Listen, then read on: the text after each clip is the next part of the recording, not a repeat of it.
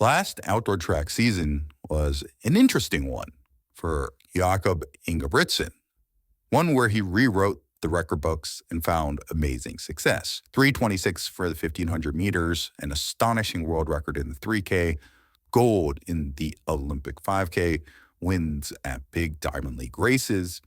Yet, it was also one where he would finish off the podium in the 1500 meter at the Olympics and also have to stop after 10K in his final race of the season for his half marathon debut in Copenhagen.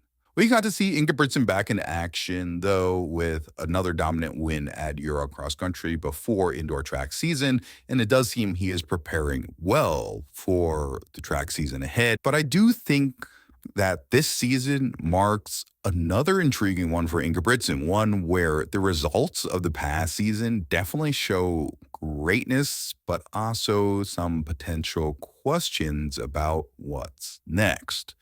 Now, I know that there are a lot of big track races Jakob has ran in his last track and field season, but I actually do think one of the most interesting races he ran was not on the track, but on the roads, where he made his debut over the half marathon distance in Copenhagen. Now, yes, Jakob did end up having to stop and would finish behind the pace he was going at in the first half of the race, where he split a national record over 10K on the roads before having to continue to run the rest of the way home at a slower clip, including some stops in there.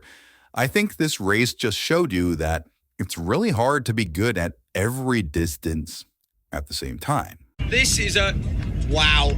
I thought he was breathing heavily. It's just too much. The roads are the roads, and the track is the track, in some sense. Even something like running a great 10K is not the same as running a fast half marathon, especially when you consider the pace the best half marathoners in the world operate at when running near world record tempo.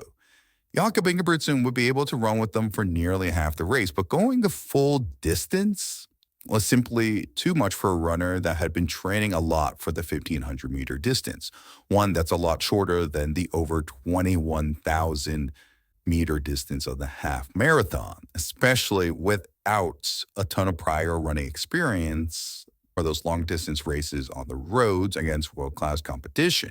Another example of the difference between the track and the roads can be found when you take the marathon debut of Joshua Cheptegei. Now, Cheptegei is world record holder over the 5K and 10K. While there was some speculation as to how fast he could go in his marathon debut, he would finish 37th, a result that apparently didn't really surprise Cheptegei himself, as he knew that the marathon is a hard event, no matter your achievements on the track. So I think that is to say, Jakob may be leaving the half marathon and marathon for further in the future and focus on the track now. The question is where his focus lies on the track. To really give some background on Jakob's 5,000 meter history, it may be considered one of his best events, even if he doesn't race it as often as he does the 1500. Ingebrigtsen has won championship finals in times that aren't that close to, say, the world record, but feature very fast closes where his 1500 meter speed allows him to put distance on the field. Jakob would turn up the speed in the bell lap to drop a 53 or 54-ish final 400, essentially dropping everyone. Now winning by 10 meters and going away to make it a hat trick of wins.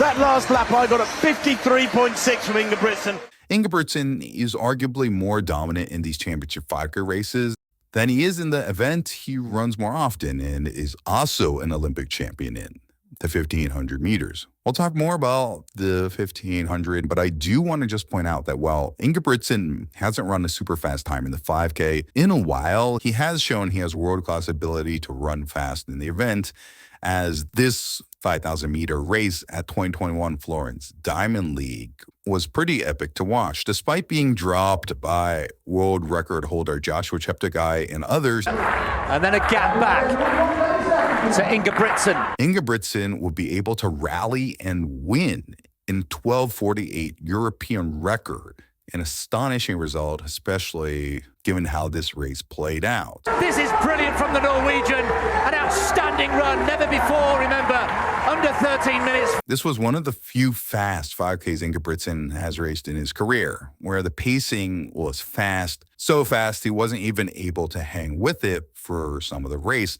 and he could go even faster given how he's had time to progress since that Diamond League race. I know there's some fast 5K results on the Diamond League circuit these days, which is awesome to see. But while Ingebrigtsen hasn't dropped, say, a low 1240 or sub 1240 time, I do think he has a serious chance at doing so.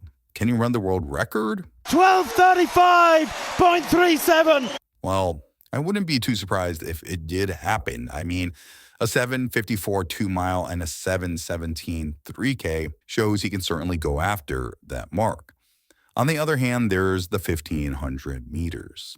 This race distance is an interesting one for Ingebrigtsen because, well, he's had his fair share of competition there. And unlike in the 5,000 where he looks essentially unbeatable in championship races, there's certainly times where Ingebrigtsen is not able to best all the top competition in the 1,500. One of his biggest rivals may be Josh Kerr. It's down to Josh Kerr and Jakob Ingebrigtsen. The athlete that defeated him at the 2023 World Championships, boasting a brilliant kick. And Jake Whiteman defeated Jakob the year before at the World Championships. Jake Whiteman with the performance of his lifetime. With a great kick as well. And then there was also the Americans Cole Hawker and Yaron Nuguse. Hawker, of course, Olympic champion in 2024 and Nuguse bronze medalist in that Paris race. None of them, however, have a PR as fast as Ingebrigtsen at 3:26, but all of them have finished ahead of Ingebrigtsen in one race or another.